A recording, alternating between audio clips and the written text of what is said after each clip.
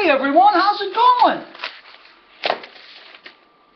It's Monday, March the 9th. How's everybody doing? How'd you do over the weekend gambling, huh? Did you pick a lot of losers, a lot of winners? What'd you do? Playing the contest online? Get yourself eligible against 762 other people? Getting burned all the time? Huh? What do you think? Oh, I got to talk about that one at Pompano last night. Guy got burned big time, didn't he? But anyway, what a gorgeous day in Vegas today. Got a lot to talk about, I think. Haven't been on for a while. I mean, it's just gorgeous here. It's in the 70s, sunny like always, beautiful weather. It's going to be in the 70s all week here in Vegas, and on the weekend, it's going to be high of 80 on Saturday and Sunday. So any of you guys coming out here, jumping on an airplane to head out to the City of Entertainment for the weekend, expect some gorgeous weather. You might want to bring your trunks and go into the pool at whatever casino you're staying at and take a little dip in the pool. I think the pool might be open. What weather's gorgeous. But anyway, I mean, I know you guys are getting a little bit better weather out east and in the Midwest now. The temperatures are slowly rising up into the 40s, right? Or whatever they are. I know the 40s yesterday or something. But you know what? Hey, better weather's on the way for you guys. You know, hey, if you live in Vegas, it's a different story. You enjoy good weather all year round. You get spoiled. No place on earth like it. But anyway, yeah, the weather will be getting better out there. None of that below zero freezing. You don't have to look at Dave Brower coming on that Skype, to do his Pick 4 picks for Cal Expo, all dressed up in parkas and a hoodie on and everything down in the room wherever he's got his office in his house or whatever, and he's all freezing cold, talking about how bad the weather is. Oh, Dave Brower. Yeah, how you doing, Dave? How's it going out there, huh? Handicapping and picking the winners? What are you doing, huh?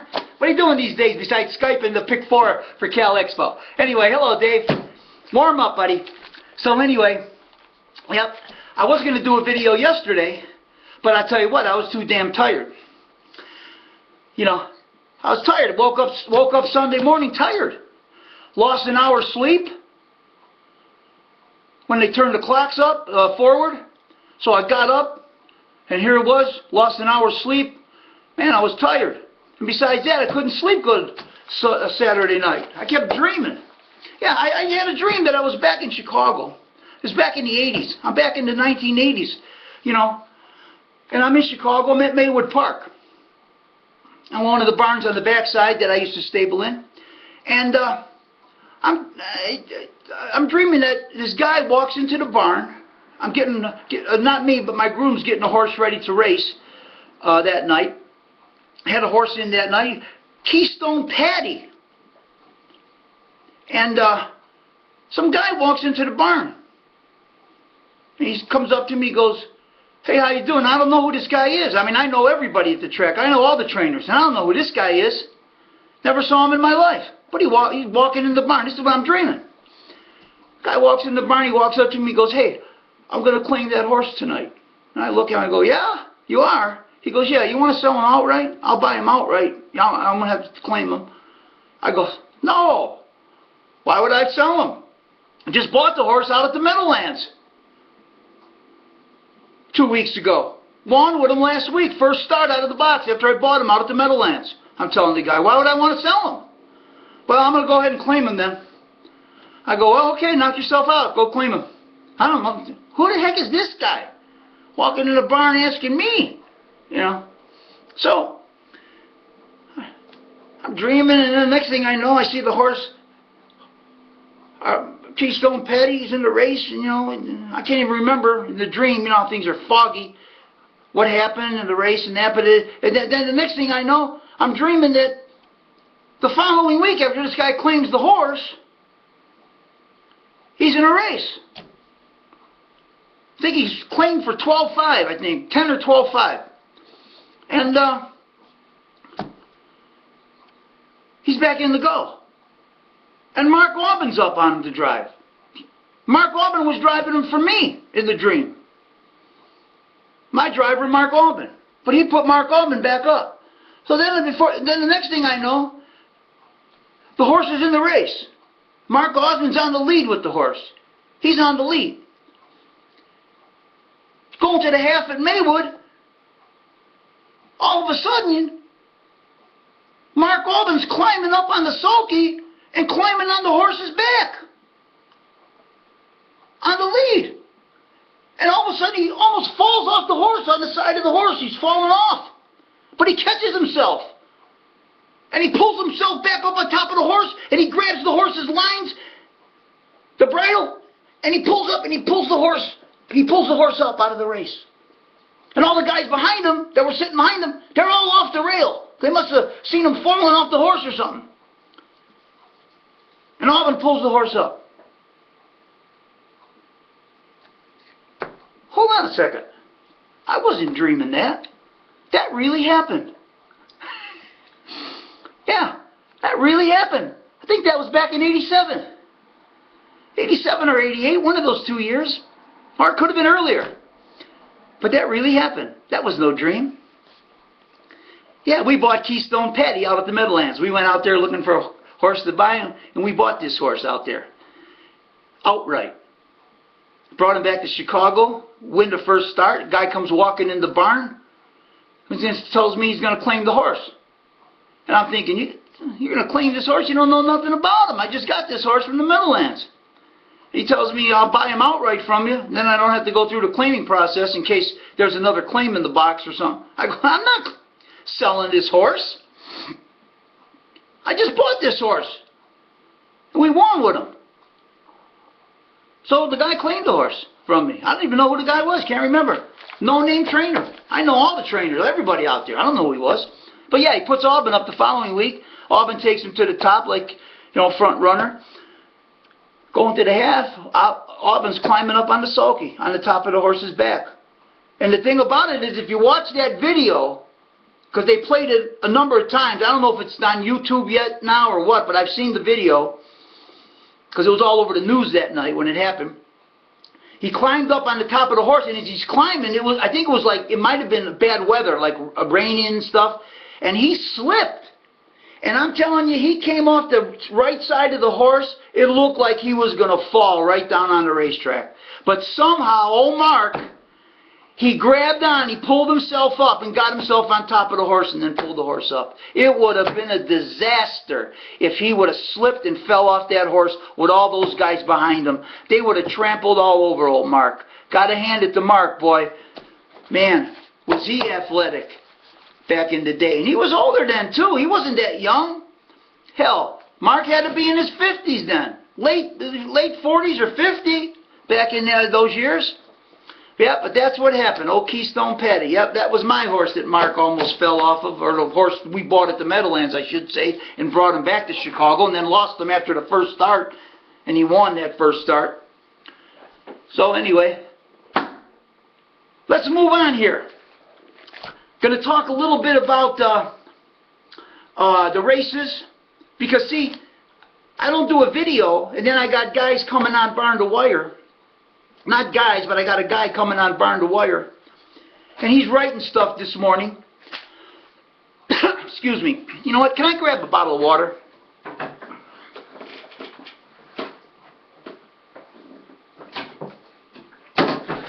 Thank you. I need to get a bottle of water here for this video because we got a lot to talk about, I think. But anyway, excuse me. Say hello to Jimmy Cheese while I'm taking a swig, and Ira Smolden and Bobby and all the boys back there in Chi-Town. So anyway, what was I saying? Oh yeah, guy comes on Barn to Wire this morning.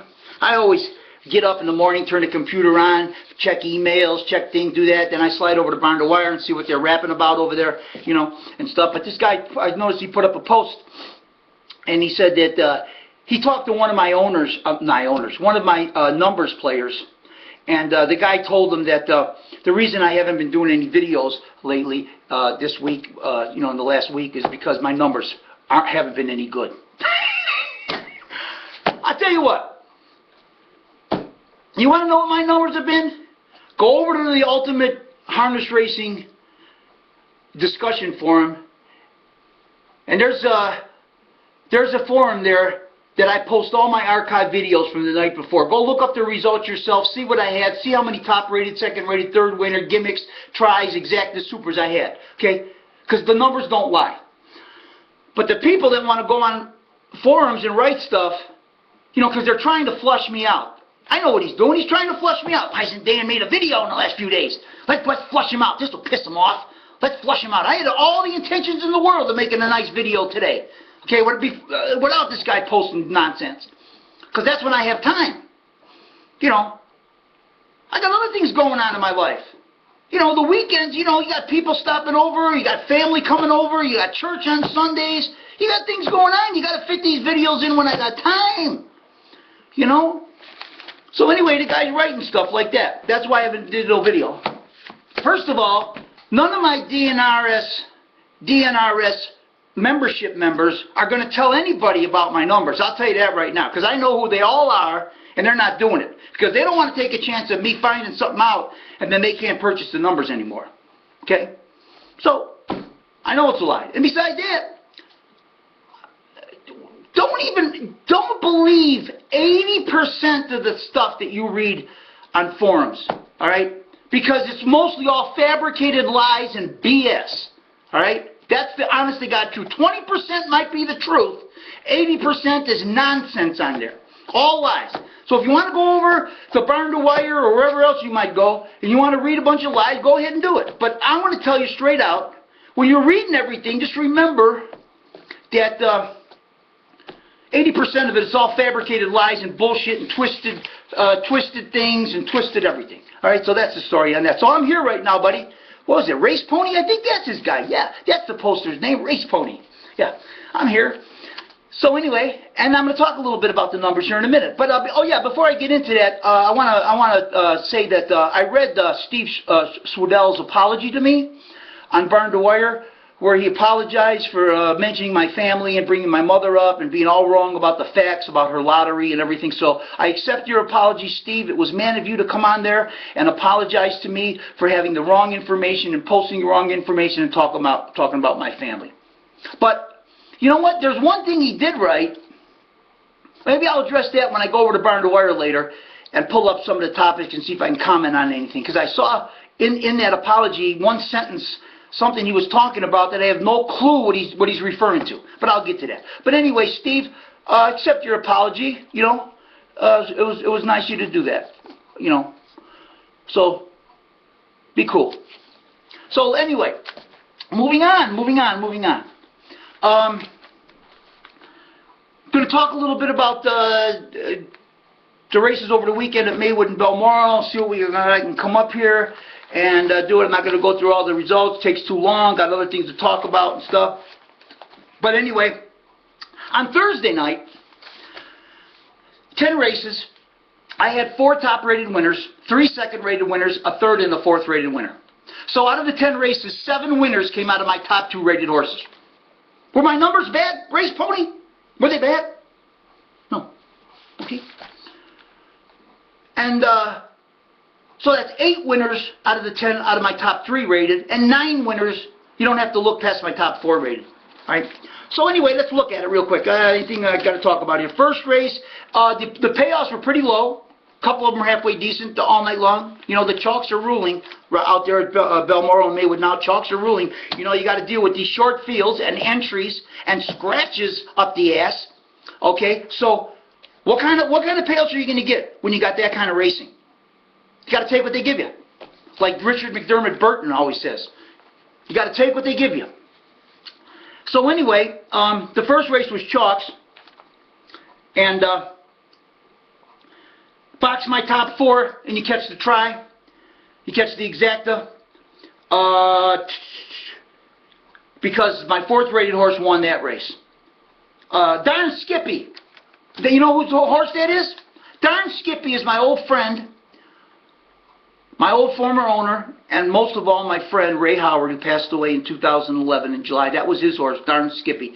Steve is now the owner of that horse because he inherited the horse after Ray passed away. His estate was tied up in limbo in probate because his wife was trying to go after everything that he left, because everybody thought that Ray and his wife had divorced because they hadn't been together for a long time, for years. But as it turned out, after he passed away, one of my old owners, Chuck Fink, called me up and told me about Ray's passing and everything. And Fink told me that Ray and his wife Ann was her name, never did get divorced. Guess they were just living separate. So when that happened, she went after the house, and she went after anything she can go after that she was entitled to. But the problem was that this, there was boarding fees and training fees piling up on darn Skippy, because the horse was paid up to date, of course, when Ray owned him. And who's going to take care of the horse once this was all being tied up in probate? So Steve, he had to take care of the horse, feed him, groom him, jog him, take care of him. And I don't think he could even race him until things were straightened out, as I remember. But as it turned out, I guess Ann just signed the horse over to, well, what's he worth? $2,000. He's in 4 claimers. He's worth about $2,000, outright. So Ann just signed the horse over to Steve Weiss. And for the bill. Oh, that was piling up. What does she care? She don't want the horse. So anyway, that's how Steve got ownership of the horse. My old friend and former owner, Ray Howard's horse. Darn Skippy won the race. They put Osteen up, and he won it. I had him 4th rated. He beat my 3rd rated. My top rated ran 3rd. My 2nd rated ran 4th in that race. But the gimmicks and everything didn't pay nothing. $60 and $33. Second race, my 2nd rated horse won. Another short payout. My top rated horse ran 2nd. And then I had the 6 in there. The try only came back $89 and the exacted 90, but nevertheless, the numbers are right there. I don't even need to talk about it. Is there anything I want to reference to in this? Oh, yeah, I do want to reference something in here. So I noticed on Thursday, let's see, 1, 2, 3 D. Cozy horses were scratched when Thursday night came along.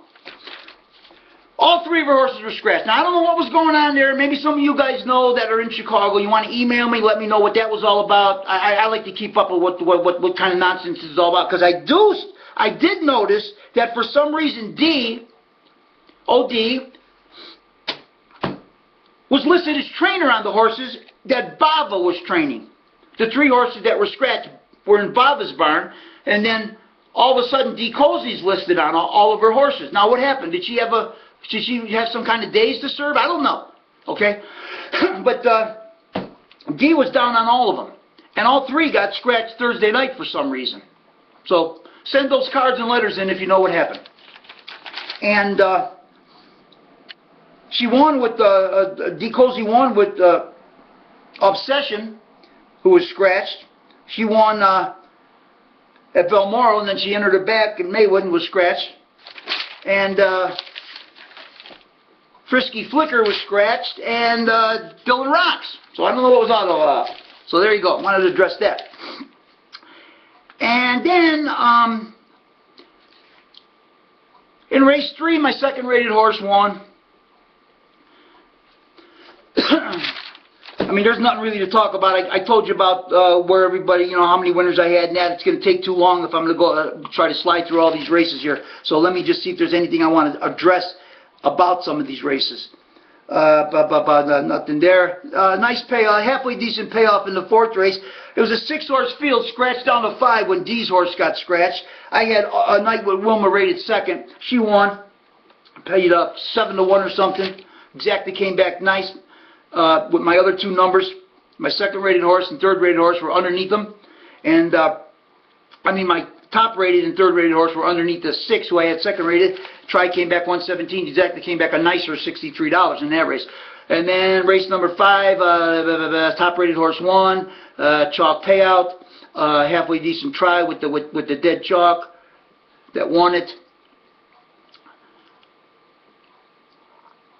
W.H. Carmen was a lock in there, won it. Yep, came up top rated the last two races, came up, and then came up top rated again. But the previous 2 races couldn't get the job done. Heitman was 3rd with her at Maywood. Then they took her to Balmoral, and Heitman Osteen drove her. Couldn't get the job done there either, but she finally got the job done on Thursday night. Dead chalk, $6 exacta. Race number 6, top rated winner. Anything to talk about in that race? Any kind of nonsense to go on in there? No. 7th race, 3rd rated winner on that race. Anything to talk about in there? Oh yeah, that was the race Golden Nugget won. Joe Mazzone made a comment about the horse, that big form reversal on Golden Nugget. But if you remember, Winger won with this horse last year. Yeah, when he drove the horse last year. So he just rolled him down the highway, and she was good, or he was good, I should say. But they were moaning about it because Joe Mazzone made some kind of comment like it was a dig on Laura Lee Johnson. That was a big form reversal. What's going on there? Okay, but nothing's going on. Winger up, Rail, Maywood, Katie bar the door. Okay, anyway, race 8.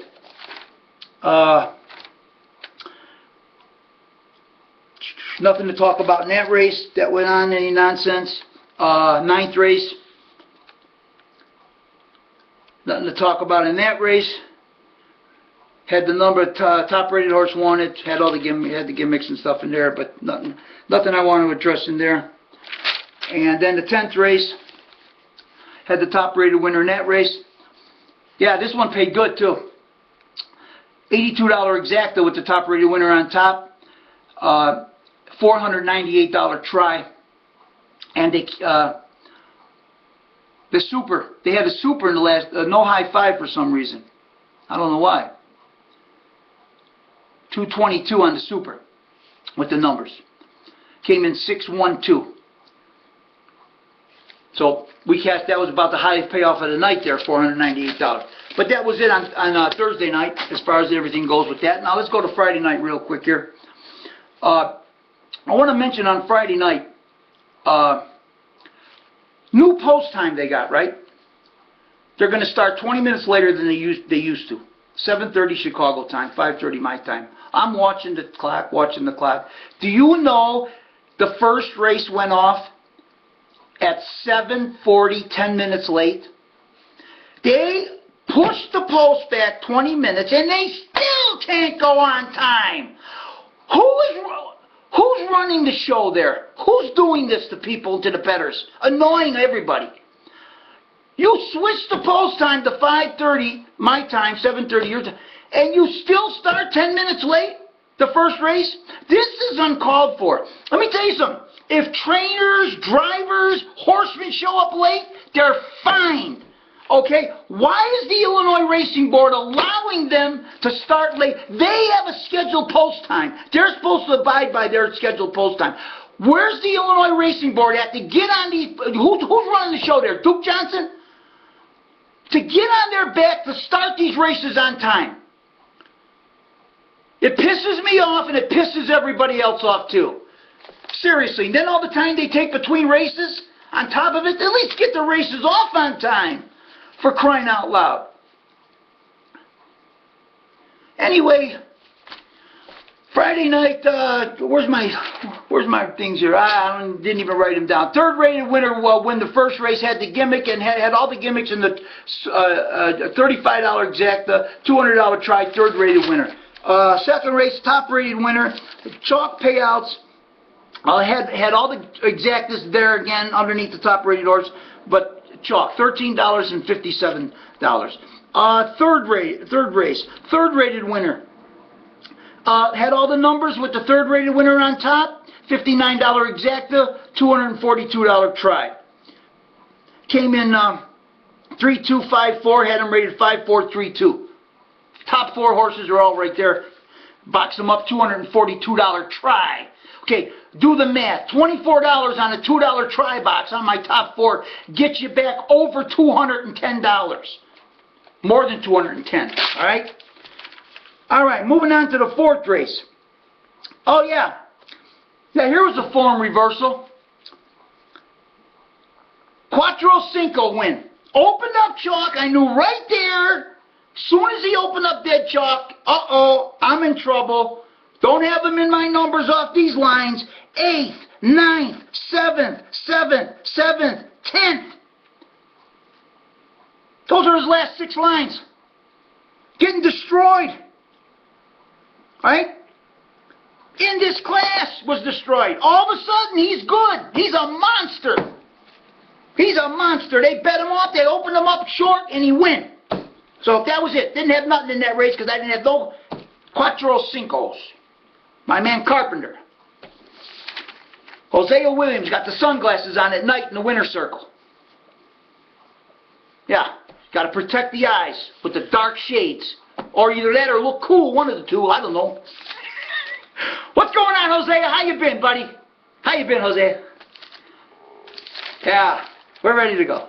All right, good job on that Cuatro Cinco, Hosea. You got him, you turned him right around there, whatever you did to him. Maybe you called him Beliga or somebody. Oh, I got a text message. I don't know, I didn't save it. I got a text message, a picture of Doc Bentley.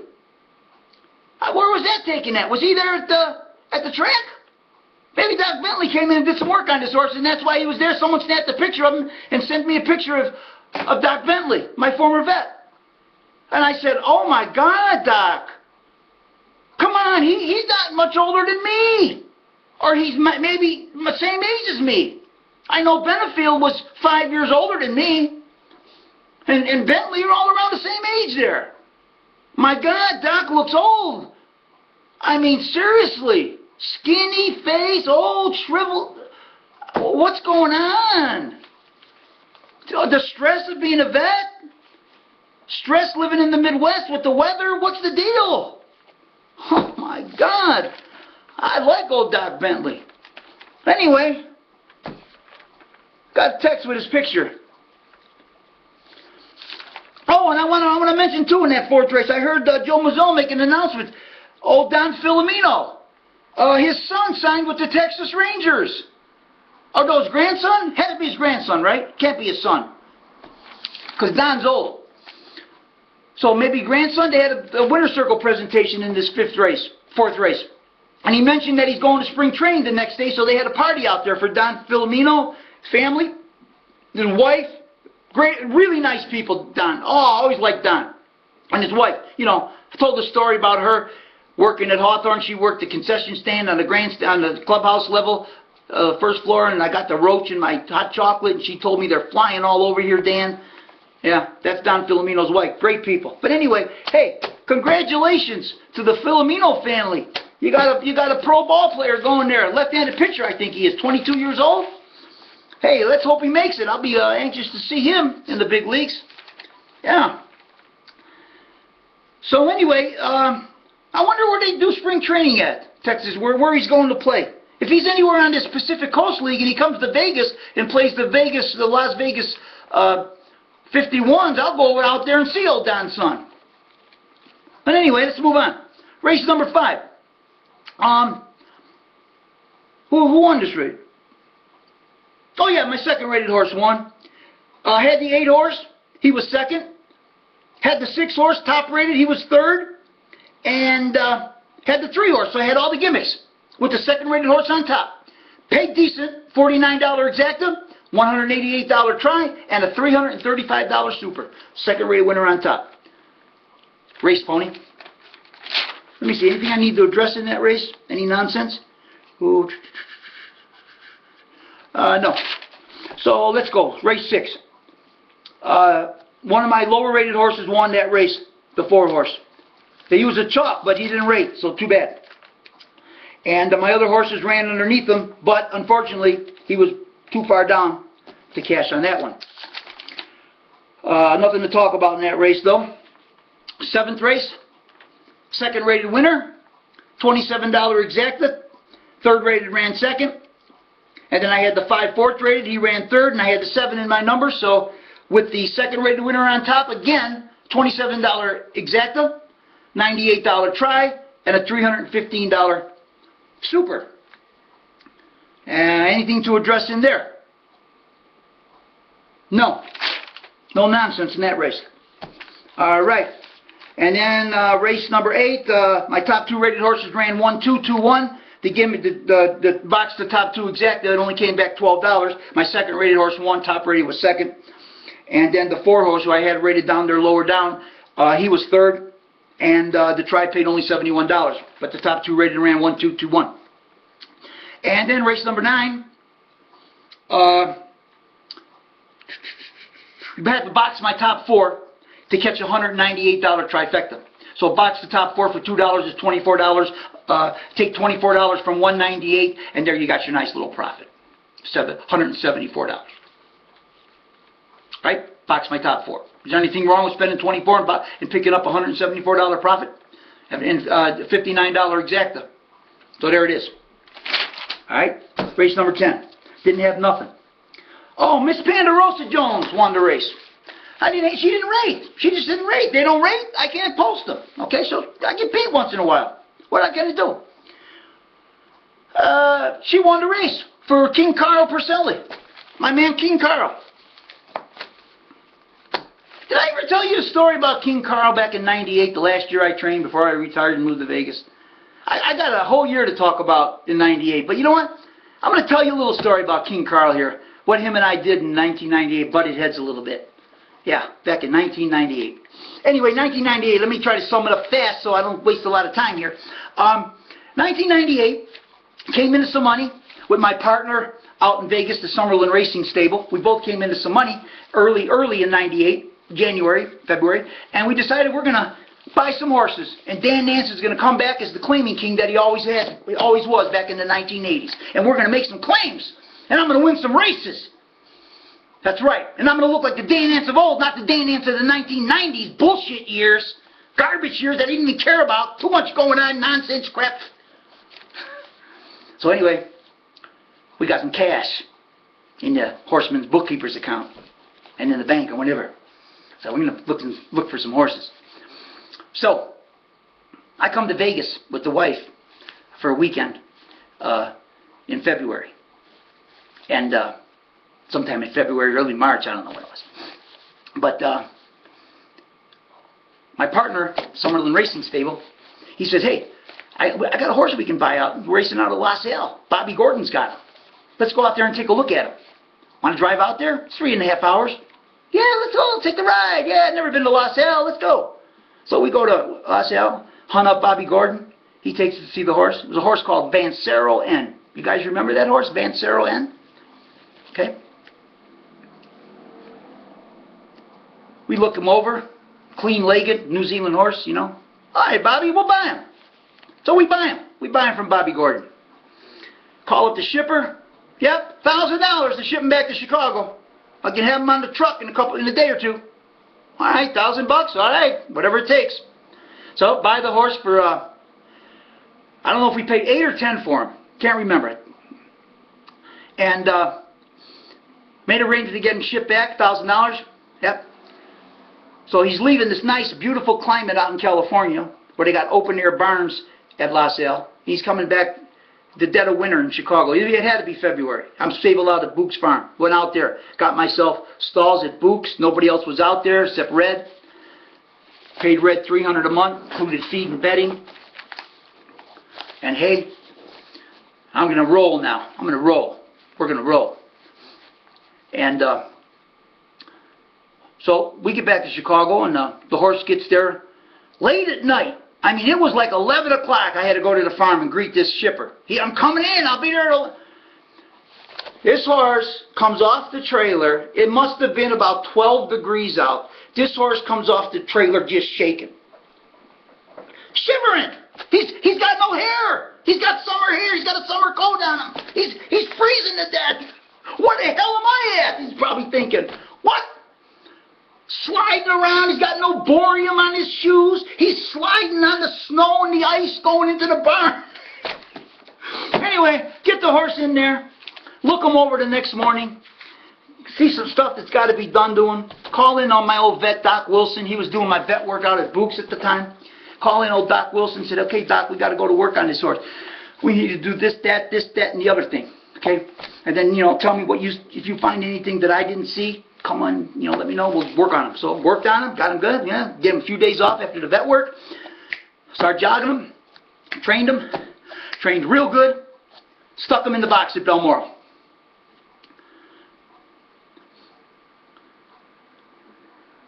Put him in the box, and his entry was declined by Terry Medine. What? What do you mean entry declined? I called Terry, go up and see him. What's going on, Terry? I can't let you race in that class. He's a New Zealand bred, and this and that and the other thing. He's from New Zealand, and he can't race in this this race here. I think it was a condition race, non-winners, because we didn't want to put him in a claimer. He said I couldn't claim him. I couldn't put him in there for some stupid reason that had never been before. I know why, though. I found out why later on, as I'm going to explain. So, I call up my partner, Summerlin Racing Stable in Vegas, and I go, hey, I entered the horse, and they won't let me race him in this class now when there's a 3 or something. They claim he's New Zealand bred or something, and he's won races even though the purses were for $1,500 or less out there, whatever. So anyway, he goes, just put him in a claim, or put him in for 10. We paid 8. Yeah, we paid 8. We paid 8. Put him in for 10. Nobody's claiming this horse off of you.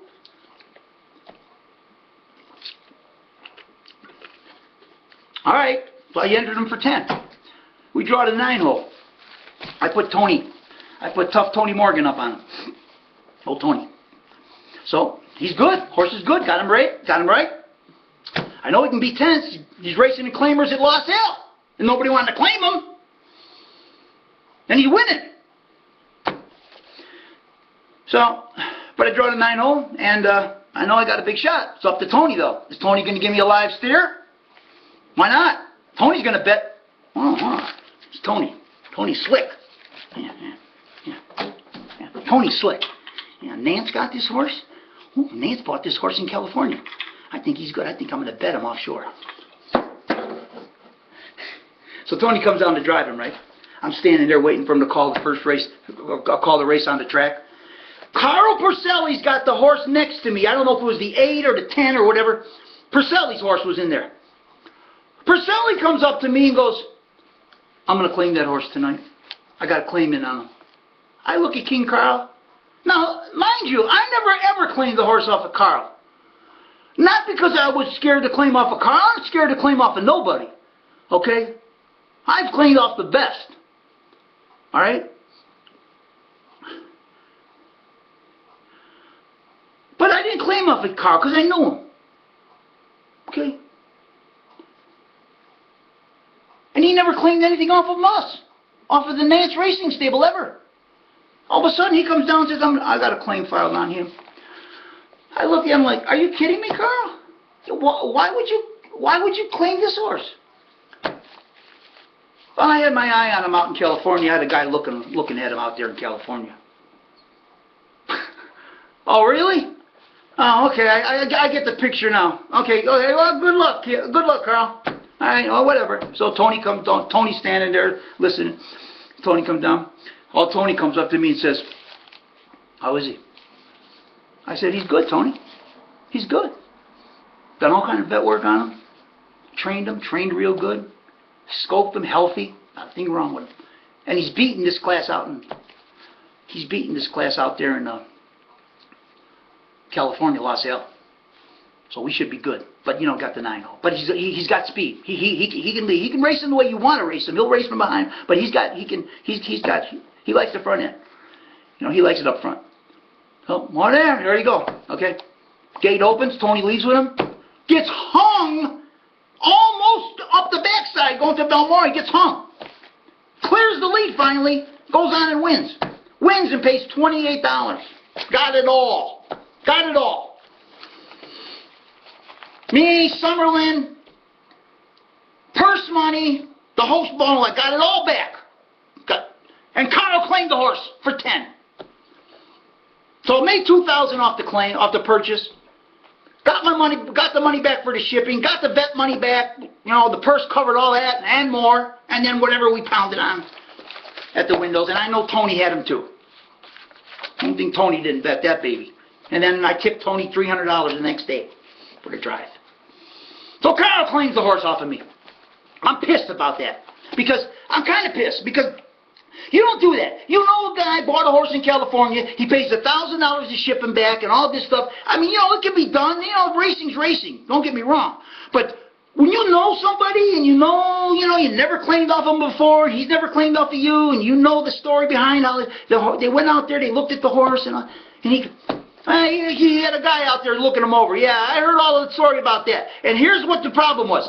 We come back and we don't put him in a claimer, right? Carl wants to claim him. He gets a call from whoever's in California saying, Nance bought this horse. When he puts him in the box, claim him, Carl. You'll save on shipping because he paid the $1,000 to get him here. You don't have to pay it. And he's probably done all kind of vet work on him. You don't have to do that. Claim him when he puts him in the box. So we put him in the box, and Terry Medine, who's friends with Carl, or whatever, he won't take the entry when the horse is perfectly eligible to put in the class. He was in, like, we entered him like in a non-winners at 3 lifetime. He shows maybe 6 races lifetime, but as you know, purses for $1,500 or less not considered. He gave me the story. That's United States, not New Zealand. Those non-winners of purses for $1,500 or less, we don't consider New Zealand. So they forced me into claimer. And I know why, because Carl wanted to claim the horse. So Carl claims the horse. And as far as with Vancero N goes, never won a race with Vancero N. Raced him for about a year and some. Never won a race with the horse, ever. And then disappeared off the face of the earth. So there you go. Now, I'm pissed off about this. I'm going to get even with this son of a bitch. I'm going to claim one off of him now.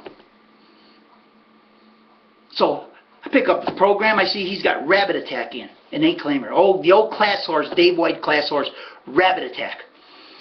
He's got him in. I'm going to claim this son of a bitch. I know he's a old class horse. If his legs are good, when I go down there and look at him in the paddock and walk by and look at those legs, if those pins are good, I'm claiming them. How do you like that, Carl? You just got him? I'm claiming him. Didn't tell him. So I go out there, take my groom with me, and we claim Rabbit Attack. Big black horse. Oh, Rabbit. Claim him. He runs third by like 6, gets beat 6, 7 lengths. Runs third that night, and 8-claimer. For the King Carl. I claim him. Take him back to the farm. Call Doc Wilson out. Same old story. Blah, blah, blah. Do this, do that. Get some nose rings in his ear.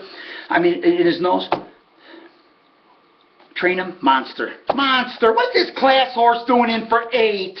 So I just put him in for 10 off the claim. I put him in for 10. Nobody's claiming him. They didn't claim. Nobody had a claimant on him but me. When Carl had him in for 8, who's claiming him for 10? I call up Terry Bowers the night before he's in. I tell Terry Bowers, because Terry always, Dan, if you got something, give me a call. I gave him so many calls and put him on so many winners.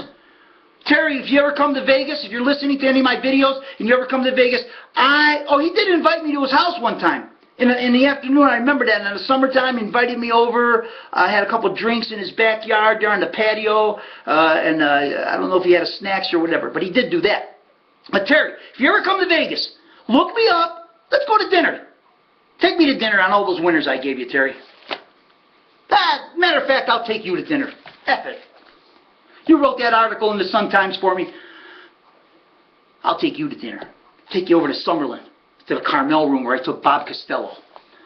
For the family, me, my wife, my daughter Sandra, and Bob Costello. We went to the Carmel room last year at this time. He comes out every April for some kind of baseball fantasy camp out here. We took him over to the Carmel room. High-class, 5-star restaurant in the Rampart Casino there. Lobster tail. This big lobster tail. Ask Costello. No lie, because I don't lie about nothing. On the contrary, what guys think. Alright? Lobster tail. We're sitting there, had a great dinner. Wine, lobster tail, talking. Great time. Took a picture. Bob Costello. Best meal I ever had, Dan. Oh my God, I can't believe it. We treated Bob. This lobster. Then he sent me a couple emails when he got back home. He says, man, I can't stop talking. I told everybody about that dinner. I can't stop talking about it. That was the most fantastic dinner I had. That lobster tail was unbelievable. I don't even get those on the East Coast up in Maine. Lobster tail like that. Tender, like cutting butter. And huge. Anyway, let me get back to this. So, I go out and I claim Rabbit Attack for 8. I put him in, I got all the work done on him, trained him, monster, old class horse. Put him in for 10. Draws the 10 hole. Put Laverne up this time. Laverne. Call Terry Bowers up night before. I say, hey Terry, or morning of the race, I don't remember. Terry, I got Rabbit Attack in. He's good. Old class horse. He's good. Trained like a brute. Oh yeah? I go, yeah. He goes, oh, let me look up here. I got the program. He's got the 10-hole. He got Laverne up, though. I go, don't worry about nothing. Because I know the horse can leave front end. Whoops. I'm telling Vern to just send him down the road. Oh, no, send him down the road. Okay, Dan. Sure enough, race comes up. Laverne comes down to driving. Laverne, he's good. I'm telling you, he's good. Just roll him. Send him out of there. Okay. Okay. Laverne leaves with him, rolls him, wire to wire. $20-something mutual again. $2,000-something try. Huge exacta. Oh. Purse was like $6,000 for 10 claimers back in '98. Got it all. But what happens? Purcelli claims the horse back for 10. He goes out there and claims him back on me for 10. From me for 10. Oh, really? Okay. Now, Robin Shant and Big Mitch McKenzie, you know, he's out there in the East Coast now training, down his trainer for somebody or whatever he's doing. Big Mitch. They work for Carl then. They work for him. Trainer, second trainer, you know. They pick the horse up. Robin comes out and hands me the claiming slip. I go, oh, really? I go, oh, really? Okay, Robin. Tell Carl, okay. No. Yeah, good job, buddy. So anyway, I go cash all the tickets in the grandstand. Call up my partner in Summerlin Racing Stable. Yeah, oh, Rabbit got claimed by Pearl. What? Yeah, Rabbit got claimed. Right back. So, I cash the tickets. I go up to the driver's room. I got to go see Vern. I walk into the driver's room. Vern's standing there doing something, putting his helmet on or something. And I walk up to Vern and I hand him 8 $100 bills. Here you go, Vern. Vern looked like, what's that for? That's how Vern talked. What's that for? For you. Thanks a lot. Great drive, buddy. Oh, thanks a lot, Dan. I'm walking out of the driver's room there at Balmoral Park. And I think Purcelli happened to be in there. He's watching the replay of the race in the driver's room, in the TV in the driver's room. And I don't know who, I think it was Art Gregory. Art Gregory was in there. And he's up there watching the replay, you know, and he's coming to the wire and Glassy's calling him, you know, running off or whatever. And I'm walking out the door, I hear Artie say to Carl, now what, Carl? And I go, hey, Carl, stick him in for 20. He goes, fuck you, Nance. Now, you know, he didn't say it, you know, like, mad. He, you know, just his tone, you know, like, fuck you, Nance. You know? I'm laughing. So, what does Carl do? Following week, he shoves him in for 17.5 off the 10. 17.5. Really? Okay. I want this baby back. I don't give a damn if he's in for 17.5. I call up my partner to Summerlin Racing. I said, I'm claiming Rabbit Attack back. He's in for 17.5. Do you want to go partners with me on him or not? If not, I'm taking him myself. 17.5. I go, yep, he's worth every dime of it. You know what kind of class horse he is. We'll make all kinds. Besides that, we cashed big. Got the purse money. Everything. Yeah, okay, go claim him. Who cares? So I don't tell nobody nothing except my groom. I tell him the morning of the race, or the night before, whatever, Paul Gathé. You guys know Paul Gathé back in Chicago? The big heavyset guy? Black guy? Oh, Paul Gathé? Good guy.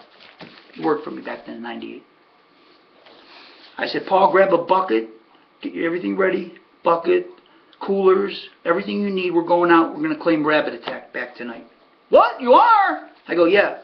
Oh, yeah? What's he in for? 17.5. 17.5? Are you kidding? I go, nope. Didn't care. Why? Got $3,000 off the purse money. I don't even want to tell you what I cashed for that night when he paid those mutuals. Okay? So as far as I was concerned, and, oh, let me mention I got $2,000 from Carl above what I claimed them from him from $2,000. So $2,000 and $3,000 on the purse. Okay, that's $5,000. And he's in for 17.5. Okay? So what am I giving them? Plus, I got free money at the windows. What am I really, is it my money I'm giving him? No, I'm giving him his $2,000 back. I'm giving him the purse money, and I'm giving him maybe a couple of thousand or a couple more $1,000 to get the horse back in my stable. So I go out there, I tell Paul, get the bucket. So we go out there, he's in a late race. We're sitting up in the grandstand, and we're watching all the races and everything. Okay, let me go drop this claim in the box. Time for you to drop this baby in the box. I go claim him back. Oh, and I tell, I didn't tell him. I put the claim in the box, no other claims in, of course. Who's claiming them? Going from 10 to 8 to 17. Go out there and claim them. I get them, of course. I take the claim slip. I don't even let Paul take it. I take the claim slip because I want to hand it to Robin. Robin's out there picking up the horse with Mitch. He finished third for Carl that night in the 17.5 claimer. Now remember him, I had all the vet work done on him. When I got all the vet work, he was good. Old class horse used to be in, no claimers. Oh, Rabbit Attack. Carl brings the horse back, pull the number. I walk up there. I hand Robin the claim slip as she's going out to get the horse. Here, Robin. She goes, what's that? I go, Rabbit Attack back in my barn. No way, you're kidding. I go, I am? I don't kid. Okay, Rob? Robin and Mitch is looking. Hand her the claim slip. She opens it up, reads it. Walks up, gives Carl, Nance claimed his horse back. So I claimed him back. I claimed Rabbit Attack. Now, all summer long, up until the winter time, we raced Rabbit Attack. I put a mark of 52-2 on him, which Mike Osteen equaled in '99 when he claimed the horse from Steve Weiss. John Peacock claimed the horse from us right before Christmas in December of '98. We had put him in the Harrisburg sale, and we didn't like what they were bidding on him. So we brought him home, and then we kept racing him in 17.5 claimers. I had him in 30 claimers in the summertime, 25, 30 claimers, Illinois bred condition, open pace. Put a mark of 52-2 on him. Made money with them all year. Got every dime back. Made all kinds. Okay. And then after he didn't sell in the Harrisburg sale, put him in claimers. And John Peacock, of all guys, John Peacock claimed him for me for 17.5 right before Christmas, somewhere in December. Then Steve Weiss, who I know real well, comes up to me in the Maywood Park during the clubhouse favorites down there, asked me, hey, Dan, what can you tell me about Rabbit Attack? I want to claim him from Peacock. Steve, you know I usually don't tell nobody about what I do to horses, you know, and what needs to be done and what kind of vet work needs to be done, what their problems are. But you know what, Steve, because I'm retiring, I'm planning on retiring, you know, I'll tell you about him. I don't really care. I tell him all about Rabbit Attack, what to do to him. So he claims him from Peacock. He races him 2 or 3 starts, maybe. I don't know, done good with him, those 2 or 3 starts. And then Osteen claimed him from Steve Weiss. And then Osteen made all kinds with Rabbit Attack in '99. He used to come out here in the race book. That's when I moved out here. Go to race books, sit there, bet on Rabbit Attack. Mike Osteen's got him. Ho, baby. And Mike wound up, like I said, putting a 52-2 mark on him just like I did. He equaled the mark I put on him the year before. So, way to go, Mikey. But that's the story about King Carl, Vancero, and Rabbit Attack. Because it was 1998 and I wasn't playing no games that year. I'm claiming and I'm winning. Just like the Dan Nance of the 1980s. Went out, bought brand new colors. Brand new colors. Winter, summer, spring. Helmet, painted, did everything. Brand new rig to ship horses in. I'm running a class stable again like I did in the 80s. I don't care if we had 5, 6 head in the barn. We owned them all. We owned them all and I raced them all and put new lifetime marks on all of them. That's right. That's right. And then 99 comes. Beginning of 99, come out to Vegas for 2 months. Loved it out here. Said, that's it. I had enough of that Chicago racing. I don't care. I was had all planned on going back. After the 2-month vacation in Vegas, February and March, go back in April, start claiming again. But once I got back there, it just depressed me so bad, that city, that weather. everything I just said, I'll stay in the business as an owner. I got Flip Flop and Fly, and I got Infinite. I'll stay in the business as an owner. Got money in the bank now, and that's the way we'll do it. And then I gave Flip Flop and Fly to Ledford to train for me. And then he got Infinite a couple months later. But anyway, that's the story about King Carl, Vancero, Rabbit Attack, and some of the fun times in '98. But I got a lot of 1998 stories. I'll get to those later. So where the heck was I here? Friday night. Oh yeah, Miss Ponderosa Jones. All right, race 11. My lower horse won. Didn't have nothing in there. Race number 12. My third rated horse won. My top rated horse ran second. The exacta came back a nice $96. Cashed the last race exacta. Missed the trifecta because Sealar Canover got up for third. Didn't have her. But I cashed a nice exacta there, $96. And I bet the winner, by the way, going off at that price that she went off at 15, whatever she paid. Okay? Oh yeah, here it is. I wrote it down back here. 4 top rated winners, 3 second rated winners, 1 third rated winner. That's what it was Friday. Okay, come on, let's move on. Let's move on. Now, Saturday night. All right. What do I got here? Saturday. Okay. Didn't have it written down what I had here, so I'll go through it real quick. Top rated winner won the first. Chalk payouts. Top rated winner won the second. Had that race. Chalk payouts. Third rated winner won the third. Top rated horse ran second. And had all the numbers there too with the third rated horse that won.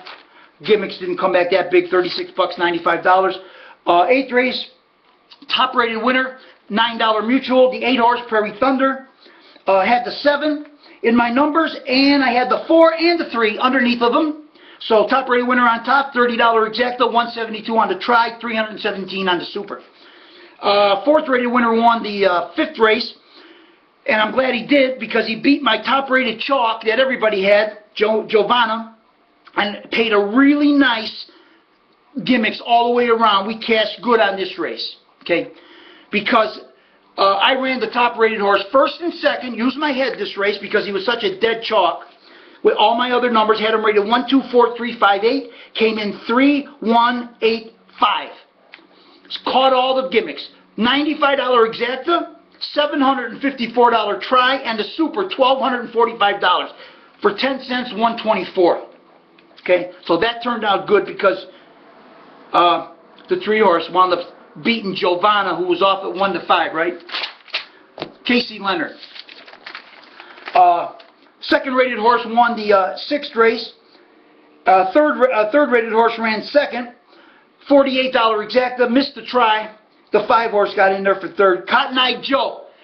He got in third because they had Bell, whoever this Bell guy is, they had him down the drive, programmed to drive. They make a last-minute driver change to Osteen. There you go. He's not in my numbers because of Bell, and now Osteen's driving. He gets third and burns us out of the try. Of course. He beat the 1. He beat the 1 horse.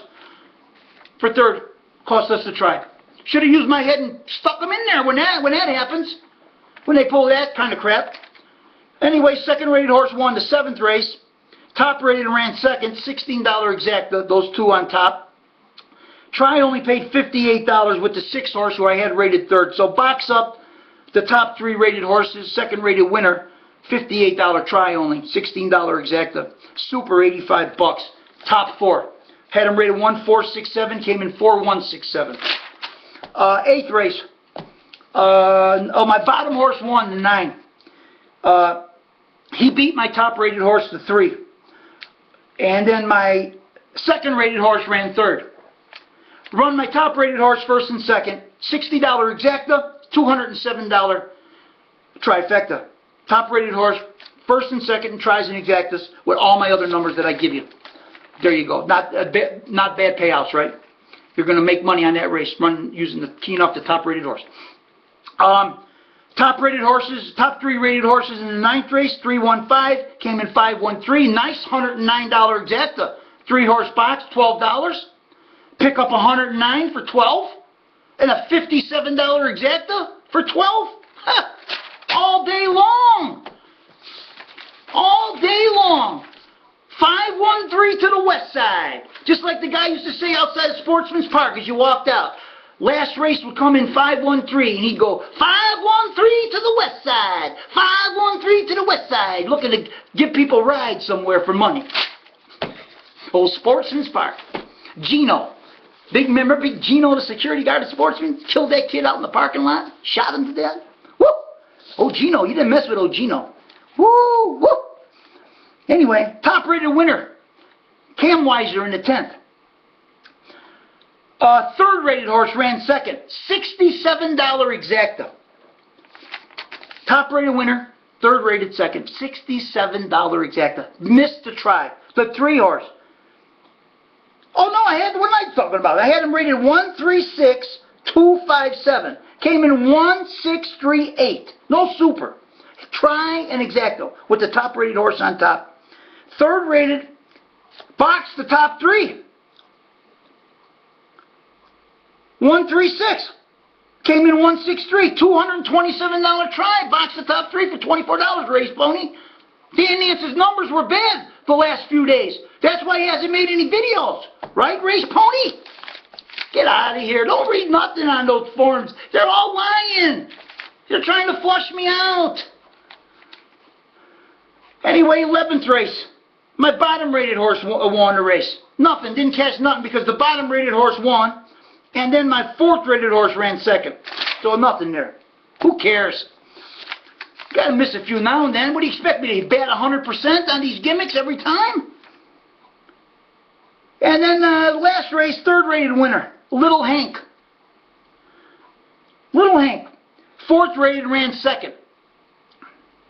2nd-rated ran third. 5th-rated ran 4th. There's your Penifectus. Right there. Right there. With the 3rd-rated winner on top. Okay? $93 exacta. $372 try. Box up my top 4 again. 9426 were my top 4 rated. Coming 264. Box them up for $24 and get back 372. Race pony. The numbers were bad. That's why Dan hadn't done no videos in the last few days. Yeah. Tell me about it, Lattimore. Alright. That takes care of Friday. Saturday. Now we're on to yesterday, Sunday. Real quick here. 1 to 5 shot breaks all over the track. First race, right down the tubes, 1 to 5. Win the week before, had him top rated last week at 5 to 1. Cast for everything last week on him. Ton's the best horse. He wins wire to wire, no problem. He wins wire to wire in a qualifier the week before. So obviously, Spider Willis has got this horse straightened out, right? Okay? And DeLong's driving him, gets along with him great. Kills him last week, the same field. He's back in again. No wonder he's 1 to 5. How you betting against him? But he runs. I guess Spider doesn't have him all the way figured out, does he? Huh? He runs like a deer. And who wins? The worst looking horse in the race, the 3. He qualifies in 2-3. The 3 horse. 203 qualifier. Hadn't raced since last August. Out east he was racing.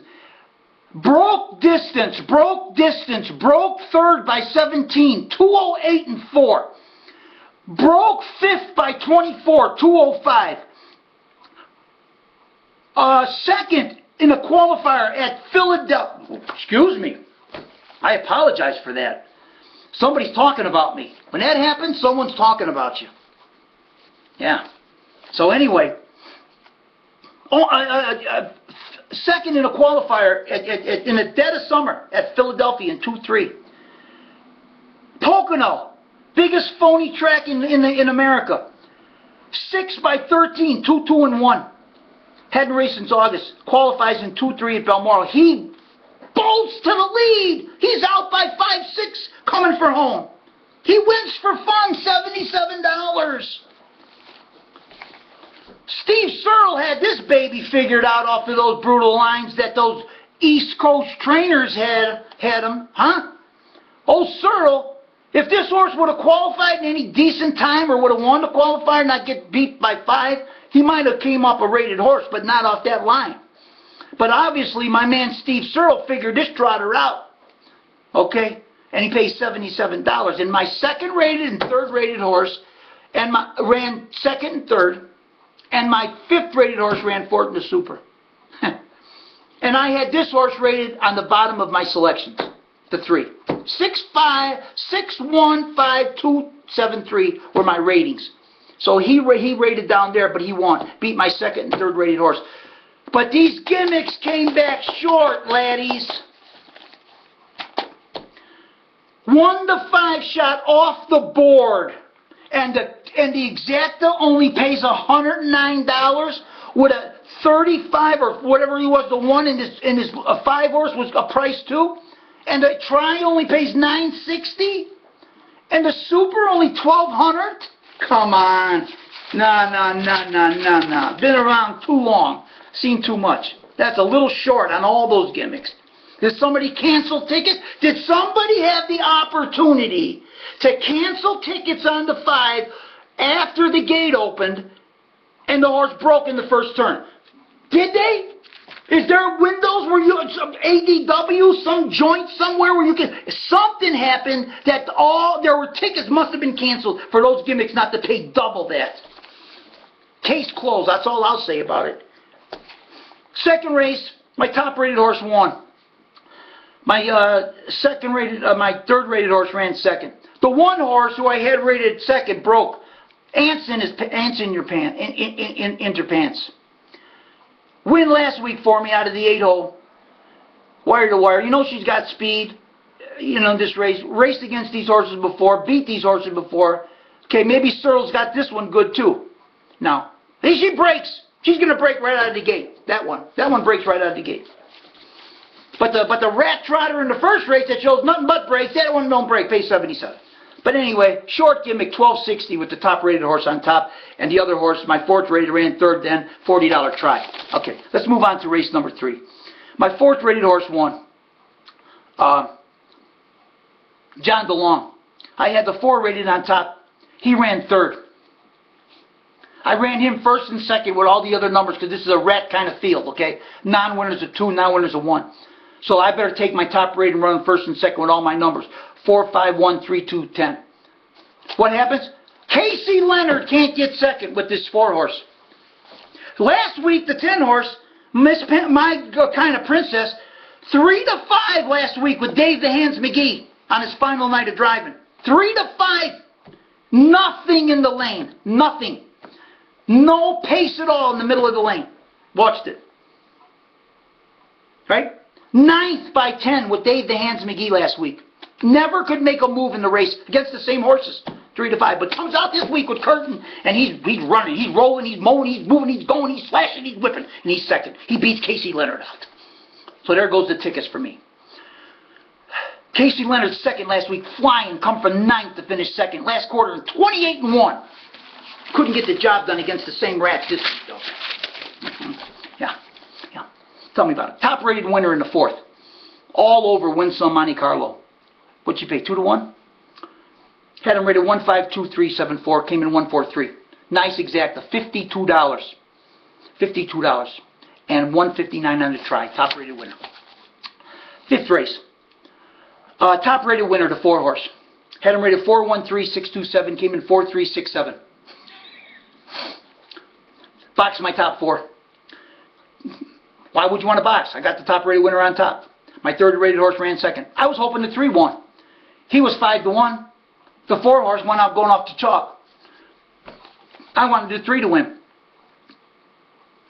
Everything's going to pay better if the 3 wins. The 3-4 was paying $40 opposed to $29 that it came back. And the try paid $98. It's going to pay more with the 3 on top, 5 to 1. And I bet the 3 to win because of the price. And I bet extra exactas with the 3 on top and extra tries. But he snapped them right at the wire. He snapped them. The 4 horse. Ridge snapped Todd at the wire. Dominic Polino called the 3. But my eyes, when they hit that wire, saw, I got a text message coming in. If it's important, I got to get it. But my eyes saw the Ford jump up and beat him by a hair lip.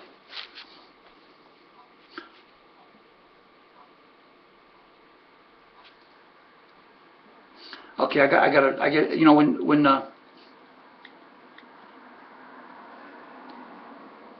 when text messages come in from the wife or phone calls, you got to answer. You got to answer. Got to answer the wife. That's right. And answer the husband too. Vice versa, it goes both ways. Because that's who's important. Husbands and wives. Or if you're just living with somebody and you love them and you don't want to get married, that's important too. So anyway, yeah, so that's how it went. I wanted the 3 to win, but 4 snapped them right at the wire. All the gimmicks would have came back. But everybody, I can't complain because I had all the numbers here. The top rated winner won. I wish Heitman would have got 4th, which would have got 3rd for the try. He was 50 to 1 or 40 to 1 with this nitty gritty. And that would have made the try pay better, even though the Ford jumped up. But anyway, that's the way it is. There you go. Another winner, Pace and Pony. Another gimmicks and winner. Okay, what happened in here? Oh, here's a nice one. Oh, here's a nice one for you, Pace and Pony. My 3rd rated horse won the 6th race. My top rated horse ran 2nd. My 2nd rated horse ran 3rd. My 4th rated horse ran 4th. Right there. Top 4 rated. Right there. 1, 2, 3, 4. Box them up. Want to take a box ticket in case you still want to key off my top rated or my 2nd rated horse? Bought a box up DNRS top 4 for $24 on a try. You get back $160. You make $130 something. Right in your pocket. Box up this super for $12 or for $24, a dollar super. Get back $228. Make yourself $200. And then the exacta $44. There you go. How do you like it? Okay, 7th race. Bottom rated horse won the race. My top rated ran 2nd. My 2nd rated, my top rated ran 3rd. My 2nd rated ran 2nd. But my bottom lower horse, rated horse, won the race. So, didn't cash. Because my top rated horse didn't run 1st or 2nd. If you're going to run the top rated 1st and 2nd with all my other numbers, he won 3rd. He ran 3rd, so there again. Okay? So, lower horse won, didn't cash. 8th race. 3rd rated horse. Oh, this was a nice one. This was a nice one. Ho! My top rated horse was the 8 horse. He went off at somewhat of a decent price. He ran 2nd. My 3rd rated horse beat him. My 4th rated horse ran 3rd. There it is again. Box DNRS top 4 rated horses. $24 per try. Get back $468. Make yourself over $400. Boxing my top 4 horses. Exacta $69. With my top rated 2nd and my 3rd rated on top. $69. How do you like those payoffs, Pace and Pony? Whoever the phony guy was that you told me, that you said that talked to you and said I haven't been doing videos because my numbers haven't been good over the weekend. We just made you out to be a liar, Pace and Pony. Or whoever, if I know nobody told you that because my players wouldn't do that. So, whatever, Pony. Whatever knocks you out. Post it up. Anyway, moving on to the 9th race. Box up my top 4. My 4th rated horse won the race. You get back $100 off for $24. You make $75 only. Box up DNRS top 4. I only made $75 profit in that race. Damn it. Damn it. I'm looking to make $400 or $500, $200, $300 every time I box up DNRS. What is he doing giving me a $100 try? I got to spend $24 to make $75. That's a good return on investment, though, I got to say. I don't get that kind of money in the bank or in the stock market. Okay? I had him rated 1425, came in 5216. I had the 6 horse rated down there. They scratched the 7. The 6 horse became my 5th rated horse. He got 4th. But I didn't even write down what the super paid. But the exacta paid 40 and the try paid 100. So there you go. And then we'll move on to the last race of the Big B. I didn't have this race. Yeah, Fox Valley Andy won the race. He come flying out of nowhere with those lines. 8, 8, 8, 7, 8, 9. Munez had him ready. Munez had him ready. I got him good now. I got him good, Wolfong. I think we'll be good in here tonight. Disregard those lines. 8, 8, 8, 7, 8, 9. I think we're good tonight against Eastfield. Doc Holliday, he come flying from last second like a monster, and then come flying from Maywood to finish fourth the week before. But last week's race was terrific at Balmoral, come flying. And the same thing with Larry's place, come from way back to be third.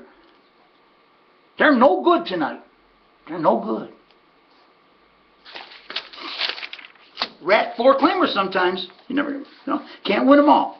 So that's how it went on Saturday. And there's basically no kind of nonsense for me to talk about as far as that goes. So there's your recap for the Dan Nance rating system numbers and the little stories in the middle of all that for the week past.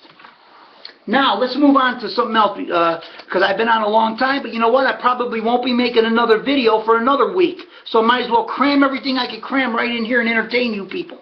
Because I get these emails all the time saying, I love your videos, Dan. I love your videos. Okay? So I'm gonna have to roll over here to Barn to Wire and make a few, see what I can comment about over here and see what's going on, if anything, and that I need to address.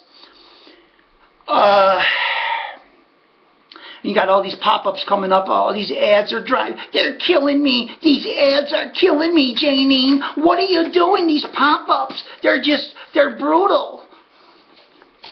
Yeah, well, I gotta make money, Dan. I gotta make money. I got a website, I gotta make money. Okay, anyway, before I start doing that, let me see if there's anything else. Oh yeah, I need to address a few things here, man. I don't know how I'm gonna get all this stuff in. This happened a while ago, but I haven't been on, so I didn't need to address it. I'll just say it real quick. I saw where Dean McGee wasn't in any of Dave McGee's final drive win pictures on his final night. He was honored at Balmoral. Dean was nowhere to be seen. Why? I don't know. I'm wondering myself. Why wasn't Dino there for his brother's kickoff? And he had all the family pictures posted on the IHA website. Dean's not in none of them. So what's going on there? Okay. Want to address this too. I put up a topic over at the Ultimate Harness Racing Discussion Forum because, I go on and I read all the horsemen's Twitters. I read, what they're tweeting about, see if they're talking anything decent for the racing. And I clicked on Cassie Coleman's Twitter account, and I saw a picture of her. She posted a picture of her on a beach somewhere in Haiti with two gentlemen and another lady. She's looking all, old Casey's looking all thin and tanned up, and, she's in a bikini. I guess she wanted to show off her new physique, with that, fitness trainer or whoever she's got working on her and stuff, and she wants to show everybody how great she looks, and she does. So anyway, what I noticed was her Twitter account, she has a new last name. I'm not going to pull it up. It starts with an H. So I'm looking, what is this? Did she get married? So I'm thinking, wait a minute. She's on the beach with two gentlemen. A guy's got his arm around her. And so maybe she got married. And she went out to Haiti to do a little celebrating and took a couple friends with her. Did she get married? So I posted a topic up. And I said, did Cassie Coleman get married? And I had one response. And the girl, whoever this person is, said that no, she didn't get married. And then whatever she said, blah, blah, blah. But I'm still wondering, she didn't get married. Why is her name changed on her Twitter account? It says Casey, whatever that last name is, H. She's under a different name. So can we get an explanation? I mean, how do we know what's going on here? Didn't she get married? Or why is her name different? If you send me an email, let me know if you know the answer. You're not posting. You don't want to sign up and post and have a little discussion over there. So send me an email if you know. I'm interested in to find out. Okay, so that's that.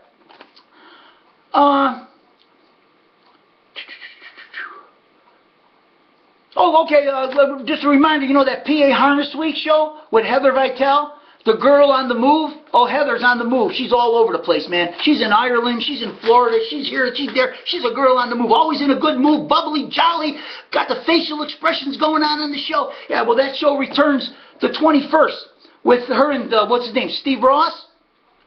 Guy's always tan. He must go to those tanning salons and lay in one of those tanning booths. The guy's always tan. And Heather, she's as white as a ghost, but you know, she's always there with all fixed up and stuff, and she's good. She's a good girl. Good girl. She's always on the move. Always on the move. Big Twitter poster. Big Twitter poster and whatever else. Post time shows. Love them. So anyway, yeah. Oh yeah, and she called a race at Pompano. Like I said, she's all over old Heather. She's all over. She called a race at Pompano. It's on YouTube. I think I posted the race on the OneStopHarnessRacing.com website. So there you go. Nice job there. All right. Let's see here. Oh, I want to ask you guys something. Someone told me that John Eddy, the steward in Chicago, state steward, he makes $200K a year. Is that true?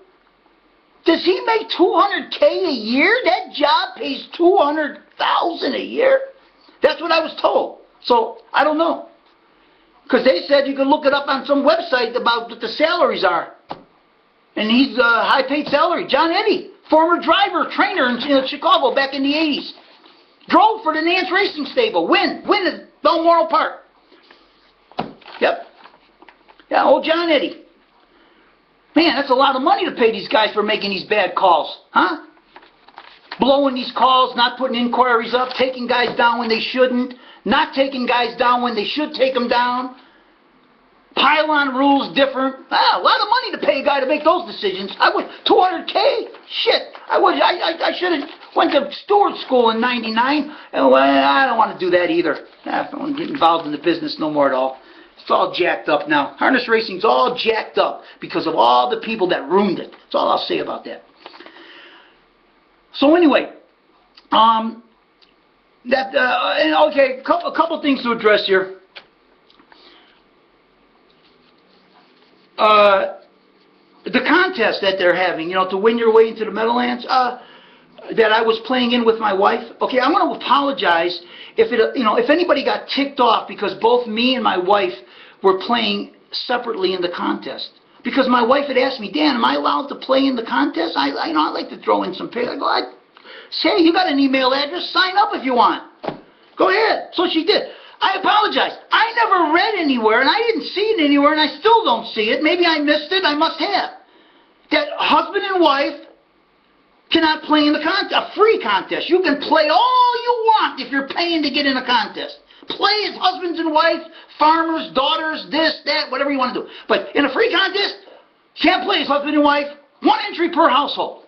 Whatever. Okay, fine. Your rules are your rules. So, but anyway, I didn't know that was the rule.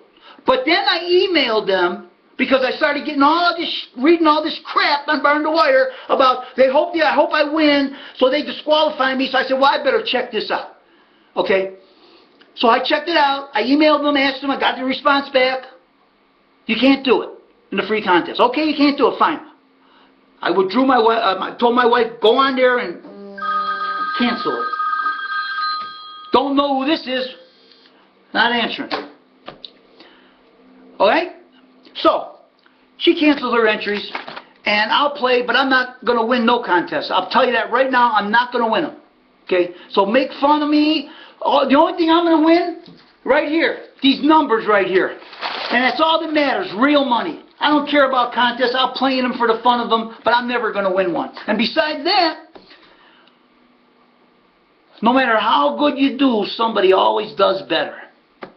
Or no matter how good you think you do, somebody always does better. A guy got burned royal last night at Pompano. 9th race. He has the winner, 50-1. He's going to get the max payout. $42.22 is going to jack him right in the first place. One race to go, the guy's going to win the contest, okay? What happens? The 5-horse runs second at 17-1. The 6-horse, I guess, wired the field. Turning for home, he was up by 2 or 3. They put an inquiry on the horse after the race was over. A minute or so after the race ended, 30 seconds. A pylon violation. They take the horse down. He was 3 lengths in front, 2 turning for home. They said he gained an unfair advantage? Where? Where did he gain an cut a pylon by 2 inches? Went in 6 inches inside a pylon? So what happens? The guy in the contest, he's probably sick. He's sick, ruined his whole night Sunday night, couldn't probably sleep. He's miserable at work today because they took him down for going 6 inches inside a pylon when nobody was around him. How do you like that? That's why everybody gets burned in horse racing. Burned, especially harness racing. With stewards and stuff. Especially harness racing. But all phases of racing, you get burned, gamblers, bettors. You get burned somehow. You can't sleep. You're miserable. You're crabby to your family. Everything happens because of shit like that. And then the guy that ran second, he had the horse who was up near the top of the standings. It jacked him right into the top of the standings because he got placed up with a 17-1 horse. And then after the last race was over, 2 guys tied for the lead. Another guy gets burned. Another guy can't sleep. He's telling all his friends today at work, you believe it? I had the same amount of money as the winner, the other guy did, but he was declared the winner because he picked 5 horses to win and I only picked 4. But we had the same amount of mutual prices. Can you believe it? I can't go to the Meadowlands free now and play for $50,000 because of their stupid rules. I'm going to go by how many winners. They're going by money. The whole contest is based on how much money do you make. Okay, but to break it down when there's a tie, the first thing we're going to do is whoever picked the most winners. Well, how about whoever picked the most winners in seconds? Huh? Seconds don't count? What if the guy had 9 seconds and the guy picked 4 winners? It doesn't make no sense. They should have a playoff. Some kind of a playoff, something more fair when 2 guys tie for the same price. So there you go.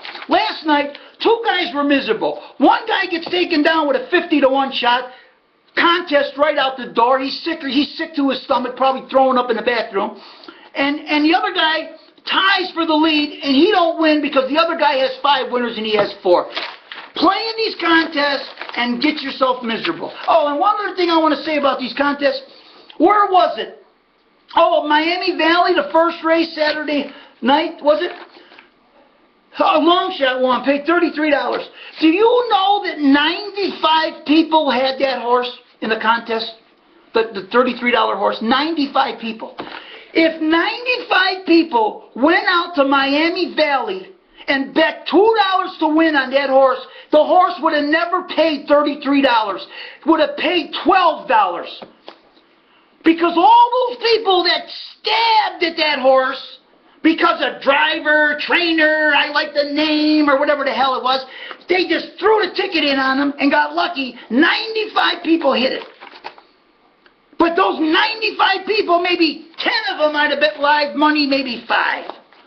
Because if 95 people are betting into those Miami Valley pools, and that horse would have never paid $33. So that proves right there, people don't bet. They get in contests, free contests, and try to win money. They're not betting live money ever. Yeah, let's tell it like it is, laddies.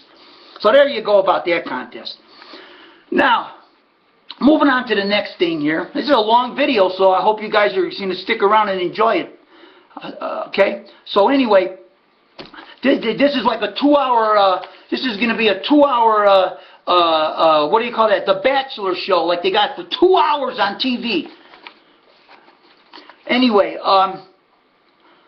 okay, they put up a post sometime last week about, I made a comment a week ago that when they were starting the races late at Maywood a week ago from Friday, I text Bobby Smolin, because, you know, him and I, you know, we talk by text messages. Hardly ever talk on the phone. Don't talk on the phone. But once in a while, we'll text each other, hi, how you doing, best of luck to you, stuff like that.